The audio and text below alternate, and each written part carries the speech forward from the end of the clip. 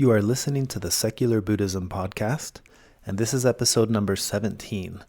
I am your host, Noah Rasheta, and today I'm talking about our sense of self.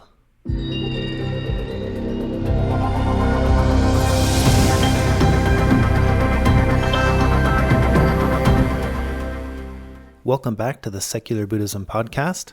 Before we start, I want to mention something that I mention every single time I record one of these podcasts, and that is a quote from the Dalai Lama where he says, "Do not try to use what you learn from Buddhism to be a Buddhist. Use it to be a better whatever you already are." Please keep this in mind as you listen and learn about the topics and concepts discussed in this podcast episode. And if you enjoy the podcast, please feel free to share, write a review, or give it a rating. So let's jump into this week's topic. So this week I'm excited to continue along the lines of what we discussed in last week's podcast episode. So in the last podcast episode, I talked about the concept of truth being relative in space and time, and the implications of that understanding. If reality or truth is relative in space and time, what does that mean for us individually? And this is where the concept, the Buddhist doctrine of no self comes in. And I've talked about this before in one of the earlier podcasts, but I would like to discuss this in a little bit more detail here, mostly because it's coming right off of the heels of the understanding that truth is relative. And if truth is relative, then the self is also relative. So I want to discuss that a little bit, and hopefully this makes sense. So in Buddhism, there's the term anatta or anatman, and this refers to the doctrine of no self. And that is that there is no unchanging, permanent soul in living beings. And this is a central Buddhist doctrine, and it appears in several of the old original teachings of Buddhism, and you'll find this concept taught within every Buddhist tradition out there now. And the reason this is so important to understand is because we have the tendency to relate to ourselves, the sense of self, as a permanent fixed thing. And that can be the source of a lot of suffering for ourselves and for others. And I want to dig into that a little bit and see, how does this actually apply in our day-to-day living? So in the West, Western psychology views the function of the mind that helps us to, or that creates the sense of self as it's just a simple function of the mind that helps us to organize our experiences. And it takes all the raw data, our memories, and all of our cognitive functions, and it puts them into this recognizable narrative. And this narrative is what allows us to feel such a strong sense of self. And if we didn't have the strong sense of self, we wouldn't really be able to make sense of anything as it's happening to us. So that's the way psychology in the West treats the concept of why we have a sense of self. And in Buddhism, the sense of self, the answer to there is no self isn't that you don't exist. I mean, that's obvious that we do, because here you are experiencing life through the lens of your own collective group of memories and experiences and emotions, and it's all unique to you. But that doesn't mean that there is a you that's permanent inside that is a fixed thing. So one way to view this, there are two analogies that I like to use. One of them is fire.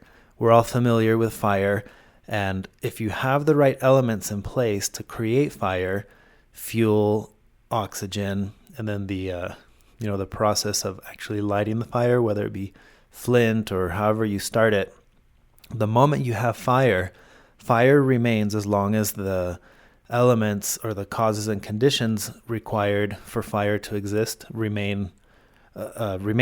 So as long as you've got that fuel to burn, like wood, for example, and oxygen to combined with that, then the fire keeps going. And at the same time, fire is not a fixed, permanent thing. You can't freeze it and then look at it and say, there it is, that's fire.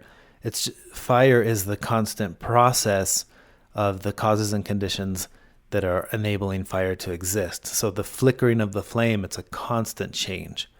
Another analogy here is when you think of a river. And I like this one because a river is a fixed thing in our mind. Think of the Mississippi River or the Nile River, and it's this fixed entity. But when you look closely, there is really no aspect of it that's entirely fixed. The water that flows to create a river is continually changing. The water that was flowing in the river 10 years ago is not the same water that's flowing there today. Or even the banks of the river, what you would say are the edges, what defines the shape of the river, changes and evolves over time. The sand, on the banks of the river is continually being washed away, and then there's new sand that forms the edge of the river. Sometimes even the direction can change. If you have a big storm and the water rises in the river, it may carve an entirely new path, and then as the waters recede, the old path of the river was replaced, and now there's a new path on that specific leg of the river. So almost every aspect of the river is continually changing. And yet when we think of a river, we think of it as this fixed thing. It's always the Mississippi, but there's no aspect of it that is fixed or permanent.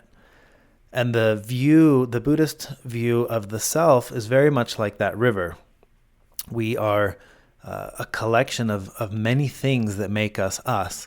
Our memories, the way where we were raised, how we were raised, the experiences that we have, the DNA that we have is inherited from our parents and from our ancestors. So every aspect of us is constantly changing, and yet it's in the present moment that the culmination of all these things allow us to be experiencing life through the specific lens that we're experiencing it.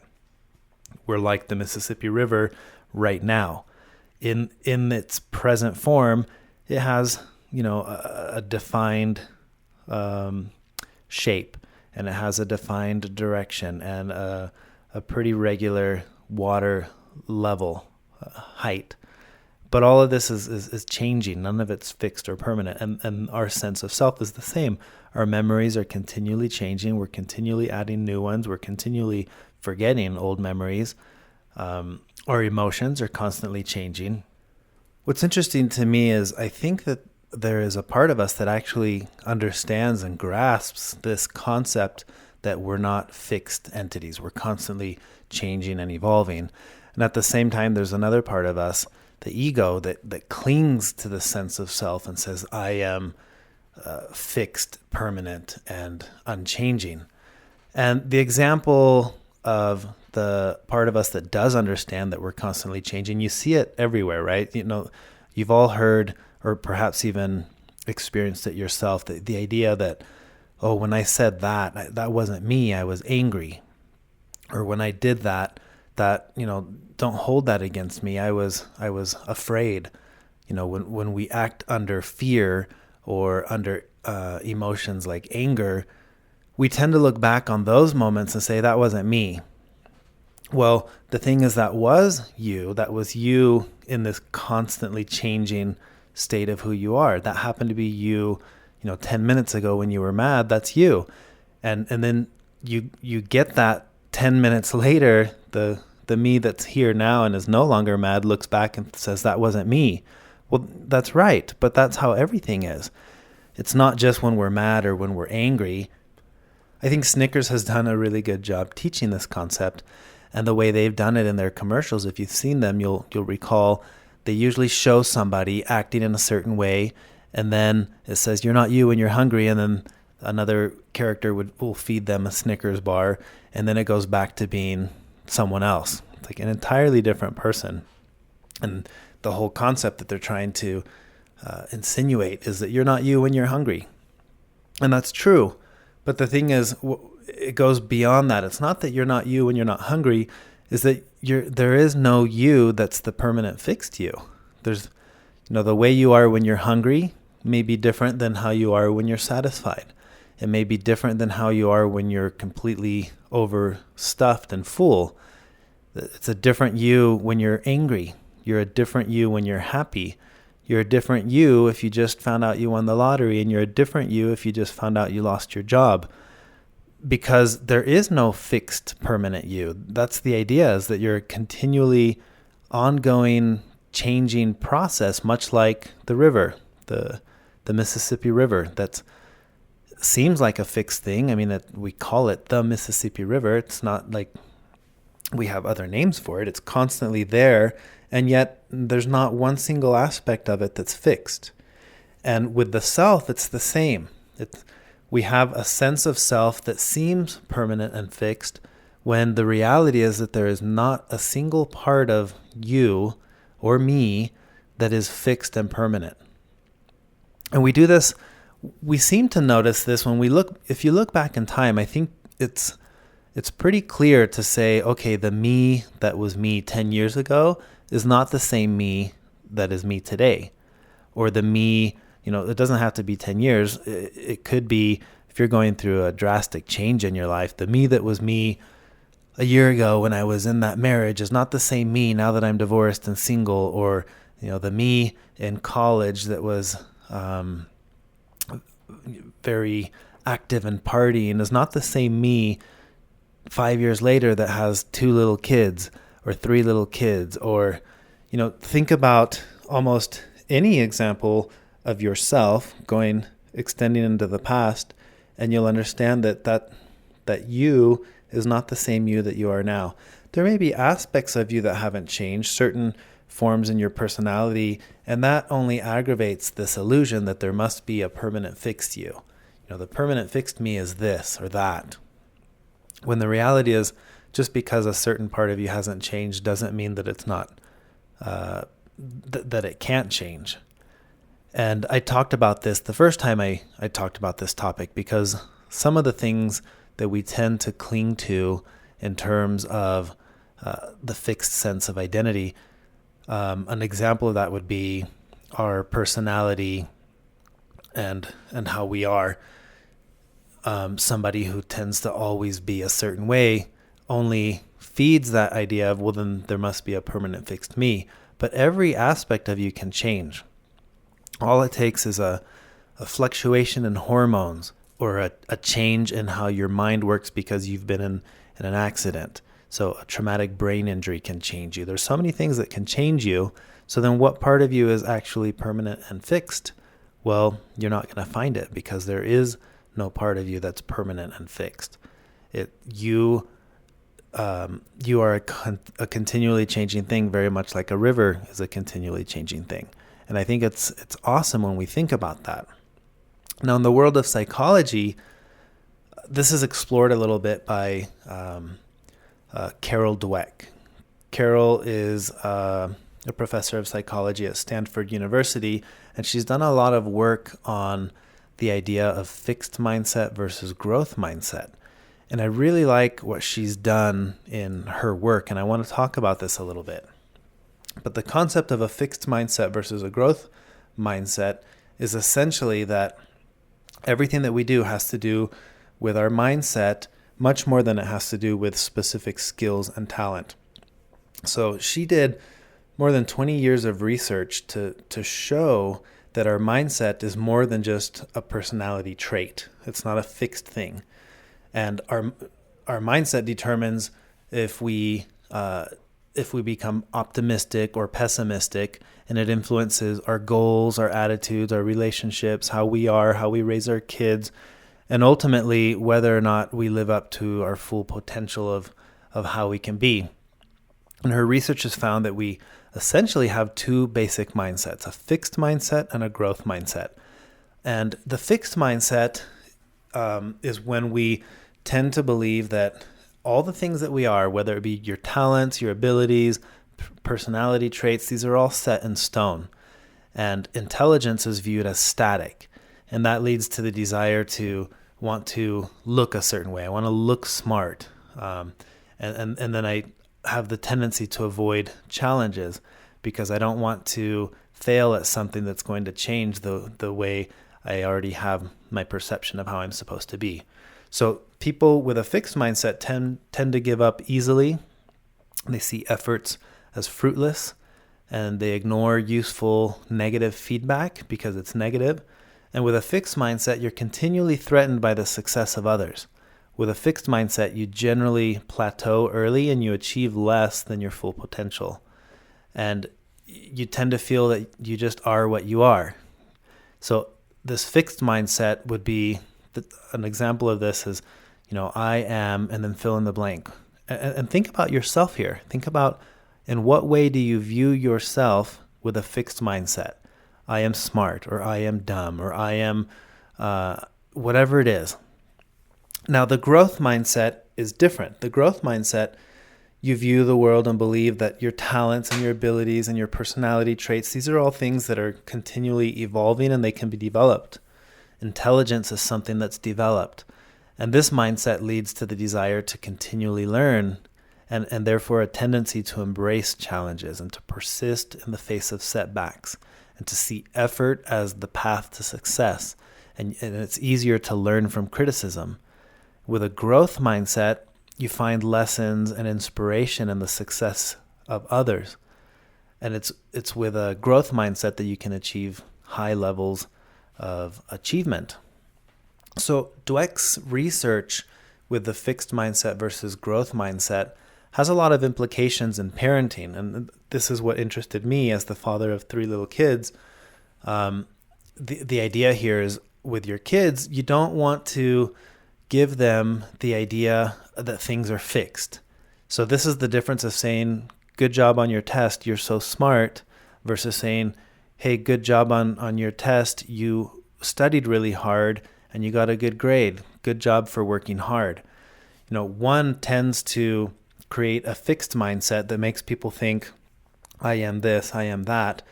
And if you've been told your whole life, I'm smart, I'm smart, I'm smart, and that's what's happening in school, the first time that you fail, instead of thinking, whatever other circumstances were involved with failing, the first thing that comes to mind is, oh no, I'm no longer smart. This fixed part of me is not what I thought that it was, and therefore now I have problems.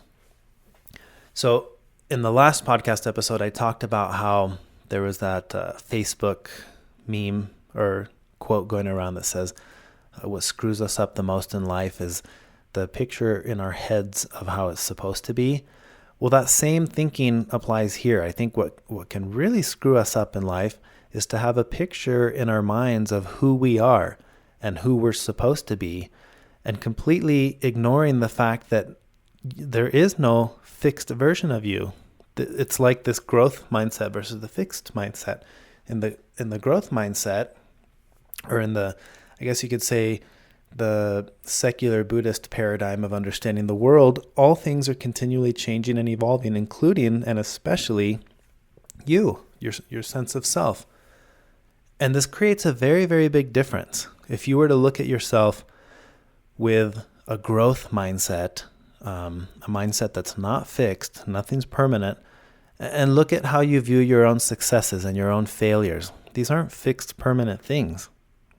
So the way that we view ourselves can change drastically simply by the understanding that either we are fixed or we're not fixed, permanent things. And if you spend the time looking for what part of you is a fixed, permanent, unchanging thing, you're not going to find it. And I would hope that you do spend time trying to explore that. And if you do find that there is something, you'll find it's conceptual. I've talked about conceptual and empirical truths in the past. And the idea here, again, is you can look for it and you might have an idea or a concept in your mind that I am this or I am that, but it doesn't stand up to the scrutiny of psychological evaluation or scientific or empirical research. It's what you are is constantly changing and constantly evolving. And instead of this being a sad thing, thinking, oh no, there's no self, it's actually very empowering to realize, wow, what I am is just what I am. And, if someone were to ask me, who are you? Traditionally, I'd say, well, I'm my name, and I'd give them my name. But that's, so what? That's just what I'm called. And in my case, this one's always been interesting to me because I'm an identical twin. And growing up, I've always I've always been confused with my brother, and we were always called Nick and Noah, almost like it was one name. So I've always had this sense of, well, there's me, but then there's us, my brother and I. And to this day, if I'm out in public and someone says Nick, I always turn, because I think they might be trying to get a hold of me. They just don't know if I'm Nick or Noah, so I'm both. I'm Nick and I'm Noah. At least when you're calling that name, I'm going to look at both.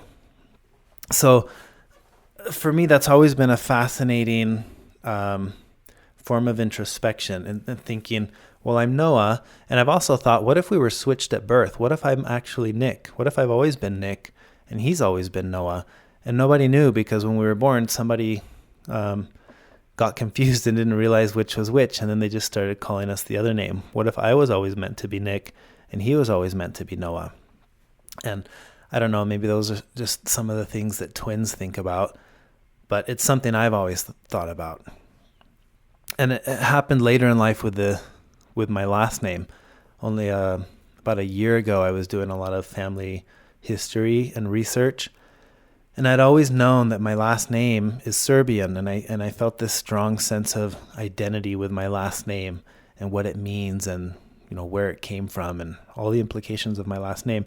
And about a year ago, doing ancestry DNA tests and 23andMe DNA tests, and coupling that with everything I knew about my family history, there were aspects that did not add up. And eventually what that led to was the discovery that my dad's mom was not the daughter of who she thought her dad was. She had a different dad, and the DNA is what proved all this when I was doing the DNA testing for myself and then for my parents. And it was fascinating to discover, this whole sense of identity that I have to a name isn't even my name. I'm not even supposed to be Rashetta. I'm supposed to be Moody, should be my last name. But it didn't work that way. And, I still have a sense of attachment to my last name, because that's the last name that my grandfather gave to my dad when he adopted him. But it's just a name. And this happens with one name 3 or 4 generations back. There's this twist in the story that changes it all. Imagine in your case, it's very similar. If you could go back, we tend to carry one last name with us. It's always the parental name, at least in our society. And it goes back generation to generation. And it's always one line. But if you were just to go back 2 generations, you actually have 4 last names. And all 4 of them are equal parts. One is the one that you're going to carry with you, but you are just as much the other 3 in terms of DNA as you are the one that you happen to use. And that's only 2 generations back that you're 4, and then keep going. 10 generations back, you've got over 1,000 people who contributed to your genetic makeup, to your DNA. And out of those 1,000 people, perhaps up to 1,000 different last names, only one is the one that you carry today, and you feel this strong sense of identity to that last name. Like that's who you are. Completely forgetting that you are also all those 1,000 other ones, but we don't really think like that. That's just part of our societal conditioning, I think. But it's interesting to think about that. Well, our sense of self tends to want to attach and feel permanence and feel like it's unchanging. And there's no part of it that is permanent or that doesn't change. So think about the fixed mindset versus the growth mindset applied to how you view yourself. And there should be a sense of feeling liberated or free to be a continually changing version of you. I can't think of a more exciting thing than to know, wow, what I am is just what I am, but it's not permanent and it's not fixed. That gives me freedom to work with it and change and evolve. And if I have the tendency to always be in a bad mood, I'm going to work towards, trying to change that. There's a lot of freedom in the understanding that we're flexible. And while some things are hard-coded in us through our genetics, not all things are hard-coded or permanent. And a lot like the Snickers commercial, you're not you when you're hungry. Well, think about that. You're not you when you're mad. You're not you when you're ecstatic. You're not you when you're afraid. There's so many versions of you that you would happily say, well, that's not me. But why stop it with the negative ones? Apply that to everything. Every version of you, under whatever set of circumstances you are, that's just who you are under that set of circumstances. And the you that you are right now is the you that you are right now. So with truth, we talked about how what was true yesterday may not be true today. Well, think about the implication of that. That means that the you that you were yesterday may not be the you that you are today. And that is actually very liberating. There's a tremendous amount of freedom when you understand that you're not permanent and you're not fixed. So what I hope you get out of all this is a sense of determination to grow, to have fun, to experience the process of being. I love that human being implies it's this process that's grounded in the present moment. You're being. And what you're being is always contingent on time. And, what you're being is grounded in the present moment. So play with that and go be and see how you're being and compare to different stages in life and compare those stages and different emotions that you're experiencing and see how those change you and how you can work with those and what part of you evolves and changes over time. It's a fascinating process.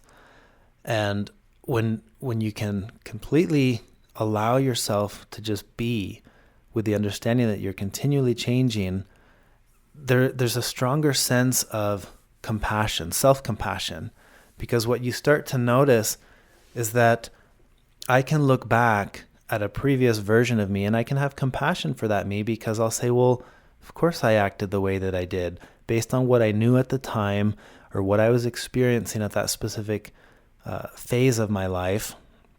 I did exactly what that me would have done. That may not be what the me now would do, but I'm not that same person, and that person is not who I am now. And that's so much more healthy than to look back and think, why did I do this? That, I was so dumb, or I would have never done that. Well, of course you wouldn't, because that you isn't the same you that you are now. We're continually changing, continually evolving. So practice this sense of compassion for yourself when you understand that the you that you are is not the same you that you've always been, and it's not the same you that it will always be. And then where this gets really exciting is when you extend this freedom to someone else. The person who cut you off in the road and you think that guy's a jerk, that's applying a permanent fixed attribute to someone who's not permanent and not fixed. And it may be that the person who they were in that moment is who they were in that moment. And they did what they did in that moment because of all the circumstances going on in that moment. Think of the Snickers commercial.